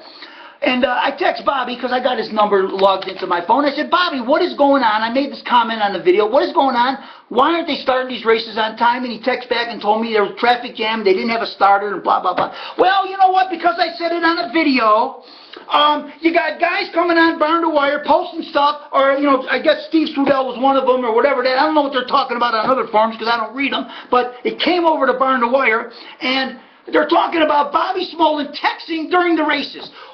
What? If the guy's sitting in a driver's room and he's not driving, or it's in between races, he's allowed, you know, this is a free frickin' country. He's allowed to call people, talk to people on the phone, text people. What are you, under a frickin' dictator Gestapo? That you can't call, use your phone, talk to your family, keep your phone on? What if you had an emergency and your kid fell down and you had to be called home? What's wrong with you people? Making stuff out of nothing, because I text the guy to ask him what, hey, let me tell you something.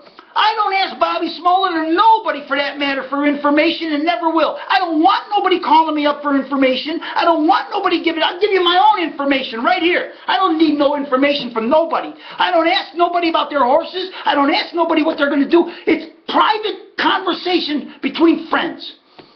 You guys want to go on forums and make stuff up and try to create a topic and controversy like a guy shouldn't be allowed to be posting. I mean, texting when he's not driving. He's not texting when he's on the racetrack. Idiots. The president has a telephone. I don't care where he's at, what he's doing. If he's in a government conference, if he's got a text from his wife, he's going to answer it, or a best friend. Get out of here with this. Guys, get real already. But you're making up nonsense about there's conspiracies going on. Guys shouldn't be texting when he's driving at night. No, he's supposed to drop dead and live in a shell and do nothing but sit there, you know, and drive races, and then go sit on a couch somewhere by himself and stare at the wall during the races. Hey, let me tell you something. For you guys that don't know it, they have betting machines inside the paddocks at Maywood and Balmoral. Okay, inside the paddock, the driver's room, there's betting machines where drivers, horsemen, anybody, grooms, can walk in there and place bets using a voucher or whatever, stick money in the machine and get a voucher, and make bets right there in the paddock. But you guys never talk about that or bring that up. Why is there betting machines in the paddock? Why are the drivers are allowed to walk in there, grooms, trainers, owners, walk in a paddock, in a driver's room and place bets? Oh, they must be conspiring in there, you must be cheating. Call up Duke Johnson and or management and ask them, why are there driving betting machines inside there? Is there a conspiracy going on, Duke? Come on. Get real already. Sam Windsor, 1998, I saw him walking around with a $1,000 voucher. He's in a machine there in the paddock at Balmoral making bets all the time. So what? It's his right. Oh, anyway, that's that with the Tex and Bobby stuff that they commented on. All right, let's move on over here to Barn to Wire, because the video's getting long.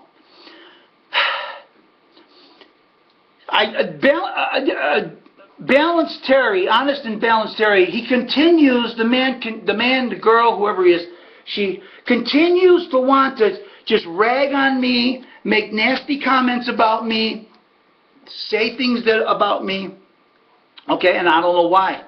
Okay, I didn't call nobody no names.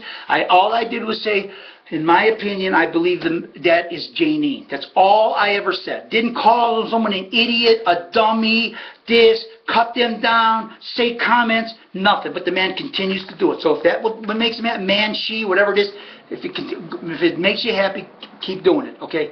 I noticed the post he wrote, he made a comment, something about my YouTube videos, a negative comment about them.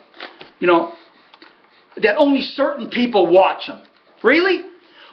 A handful, I think that's what he said, something like a handful, 10 people that, oh really? That's why they have 500 views, 400 views, right there? Okay, buddy, yeah.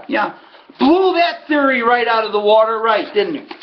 Okay, but he's always making comments on these threads, Dan Nance, threads here. There's still 2 of them that keep going to the top and stuff. But let's see here. I got to click on this real quick here.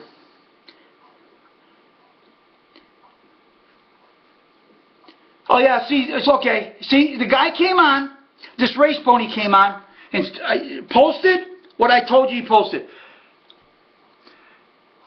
The Barry's Melrose mullet guy, I guess he's not a dealer, I guess he may be a pit boss out there. Okay? He came on and said, no, we need recap shows. And then, here's honest and balanced, I don't know what he wrote. The numbers are always ice cold, as in ice cold gimmicks. Amusing, assuming you know how to play them. You gotta throw in a comment, right? How to play them? I tell you how to play them.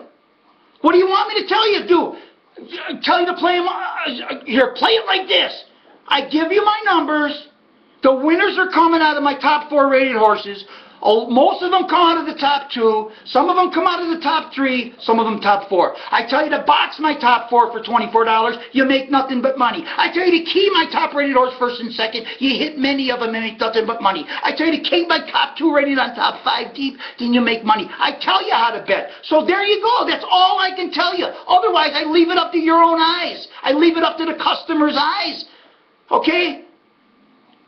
To play them the way they want to play them. If they like the 3rd-rated horse at 5-1 before they like the top-rated horse at 2-1, maybe they're going to bet the 3rd-rated horse. I can't tell them how to play. I provide the numbers.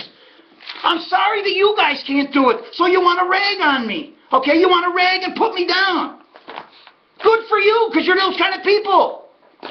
That's the type of people you are. And then Piglin comes on here, guy that signs up for the free contest over there at Ultimate Hunter Racing, and he wants to always knock me. I let him in, he wants to knock, but I addressed that before. Okay, fine, you're in. You're in, play the contest. But you know what I did? He made a post or something, and it sounded sarcastic over there, so he's able to log in, he's able to read, he's able to get private messages, but he cannot post. I'm not going to sit there and babysit that forum. If a guy's going to come on there and try to throw in comments, make smart comments, rag on Dale, Michigan Dale, do anything like that, it's not going to happen. I don't have time for that crap. So I blocked him from posting, and I told him, you can post when the tournament opens up. You post your selections. You're not posting because I can't trust you. Because you're over here at Balmoral ragging on me. And he writes they are ice cold the next day. That's a smart comment.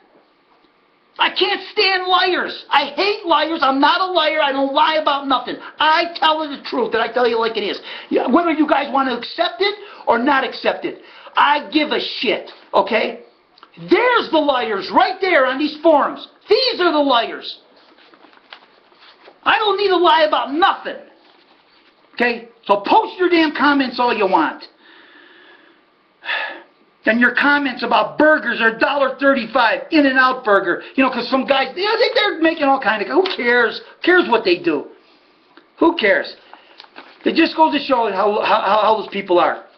And Burton, Richard McDermott, proven that he's Richard McDermott, he makes his little comments about me too still. He's not as bad as he used to be because, you know, everybody knows who he is now, but he still throws his little comments about me, still wants to make comments about me, okay? And call me names and accuse me of something I never did. So go ahead, Richard McDermott Burton, do all you want to do. I don't care, all right?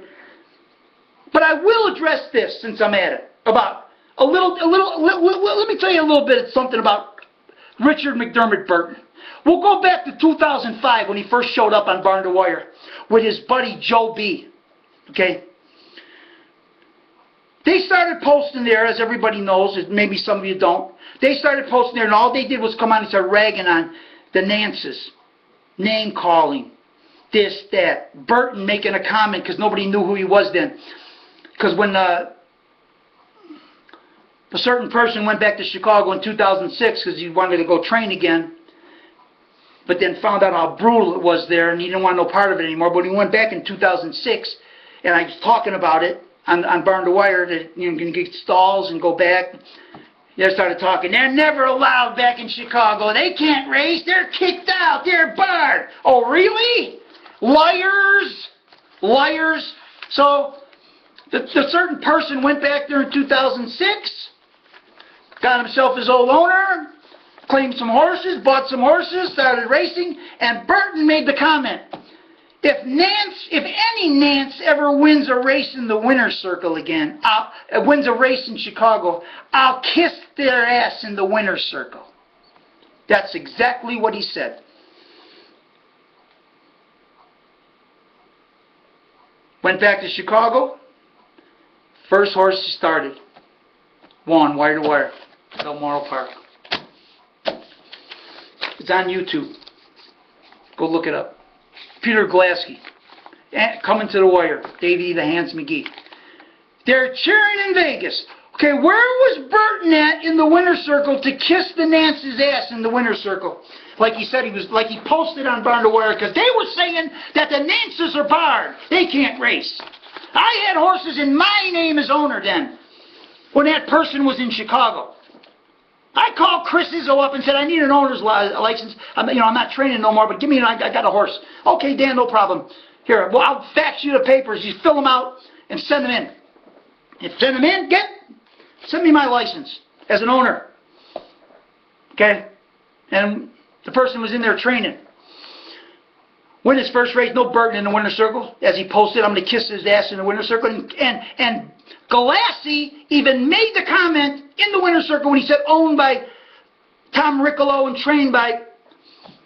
I don't see Burton. That's exactly what Galassi said.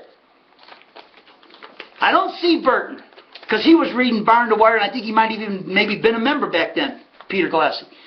I used to talk to him now and then. He called me once or twice on the phone. Talking to him about Michael Pernice, asking him, where's Mike Pernice at? So he called me. But anyway, forget that story. So that's what Burton said. And then, if you go back in the archives, somebody, either Burton did it, or Janine did it, because I don't know if posters can edit their own posts after a while.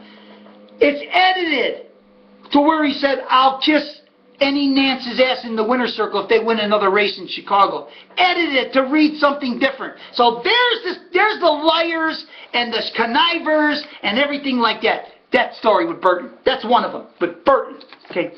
Now let me tell you another story because it pisses me off. And I told the man in email, a PM, private messages.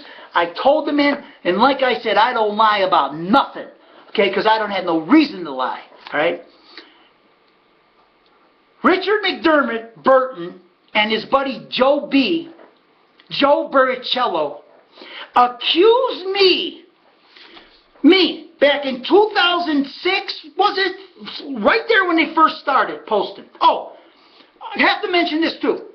When they first started posting, I get a private PM message from Janine. And all she says to me is, Burton and Joe B are together. That's all she said to me. And I'm wondering, wait a minute, what? What does that mean, they're together? Is she saying they're the same person, posting under the same name? Could be that. What is she saying to me, Janine? Or are they posting from the same computer somewhere or something? Well, as it turned out, because of Joe DeCuris and Tim Carlson, and not Dan Nance, because I don't give a shit about people. I don't need to know nothing about people. Don't care to know nothing. Okay? They're doing all their little conniving shit that they did. The two evil ones, alright? And they found out that Buricello and this Burton worked at Alberto Culver. Okay? They found it out. The man called me up. Joe DeCuris called me on the phone one day, laughing, telling me that he called up Alberto Culver and tried to get Joe Buricello in trouble.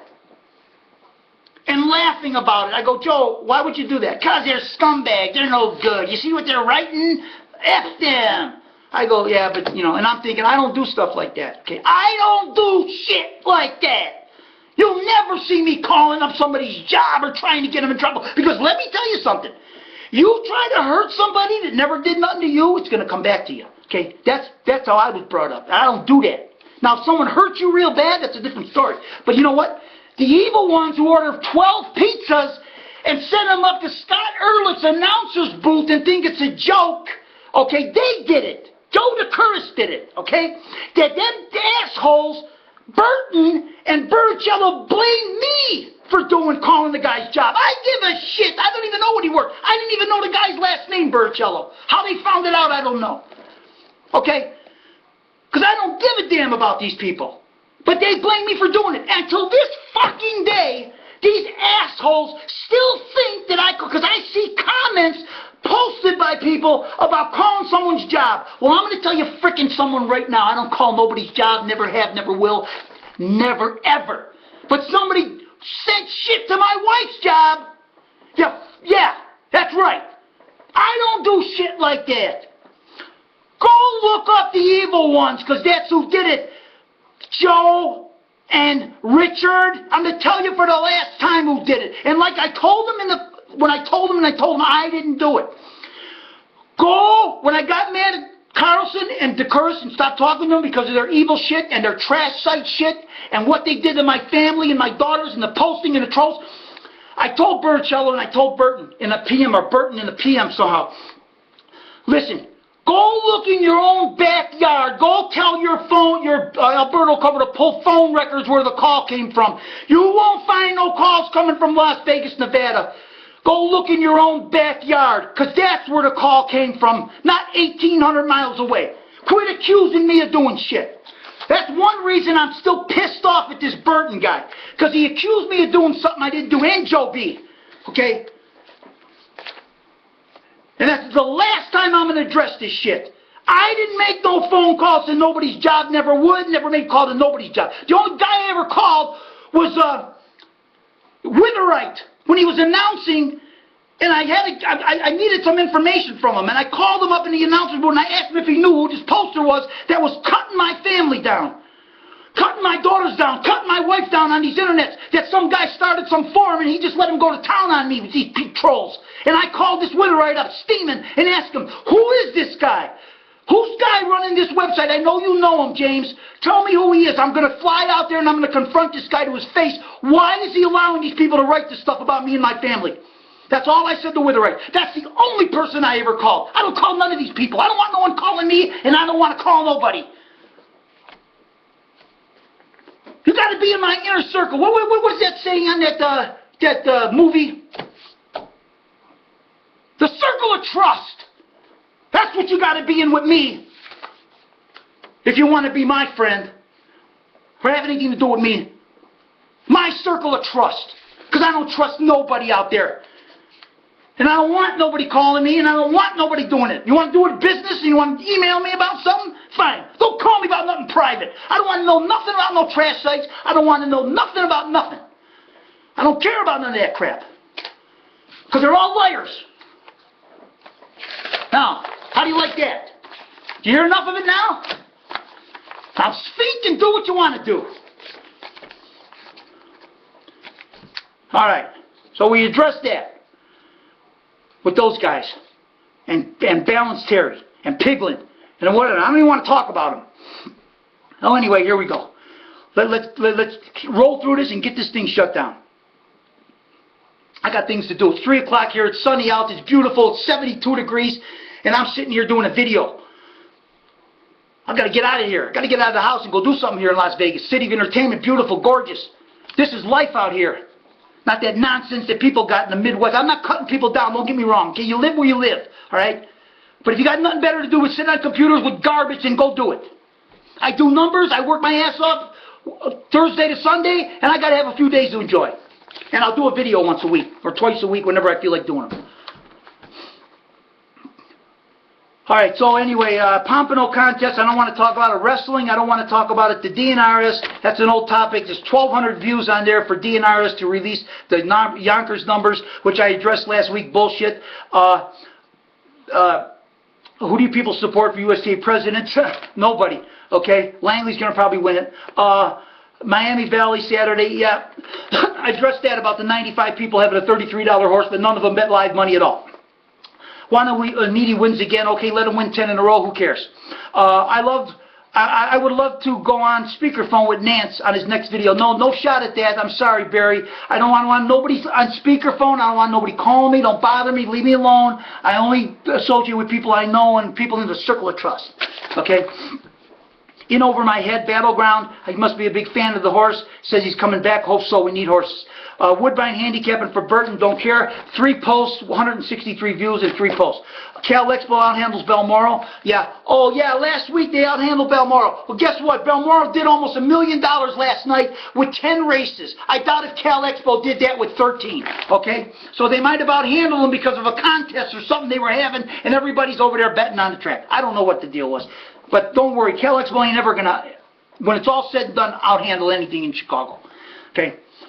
Cal Expo, old man returns foiled again. Good. I hope he makes $500,000 this year, as a whatever, however old, 10, 12, 15, whatever he is. Buffalo recap. Look at this. This guy just keeps posting these Buffalo topics. No replies and 58 views. Nobody cares about Buffalo. It's obvious. People don't care. But you know what, Brian? Go ahead and keep posting because you know I know you put the link up to the website. Okay. I'm confused. TK Skipper. I don't care about that. Niatros. He's another guy. I don't want to talk about Niatros. Say nothing about him. That's in the past too. Buffalo Raceway selections again.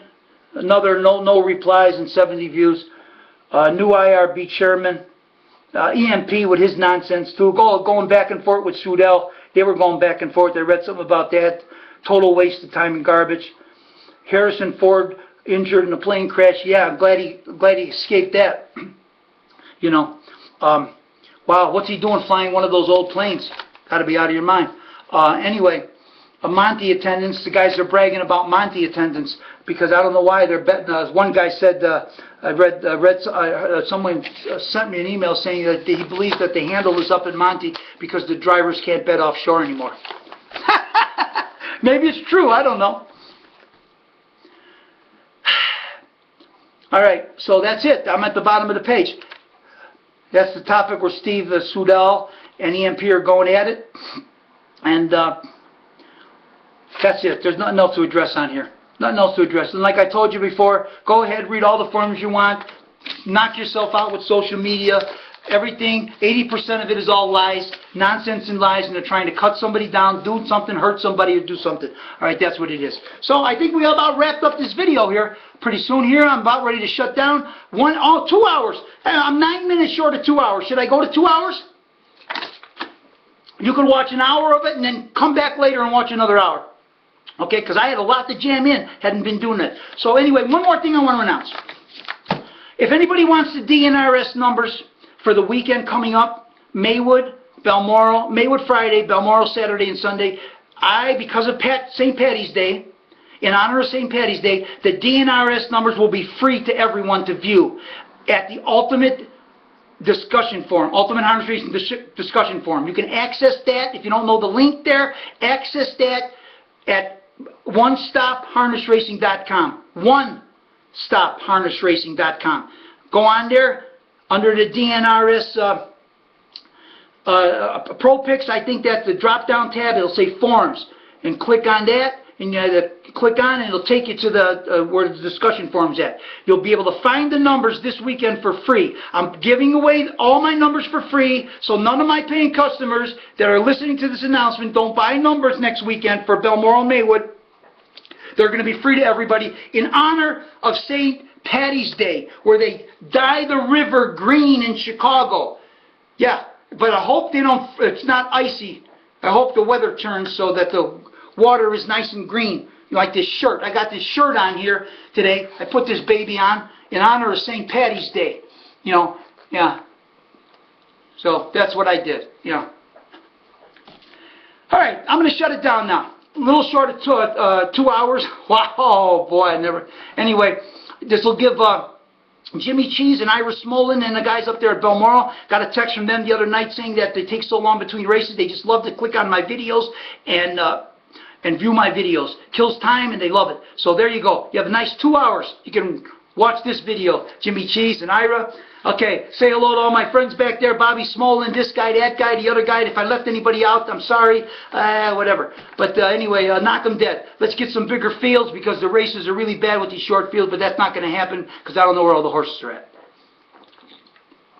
All right, guys, I'm going to shut this baby down, and I'll talk to you next week, hopefully. we'll make a video next week if I'm not too busy over the weekend. If not, maybe next Monday, I'll be back on for a video next Monday. All right? Take care, everybody.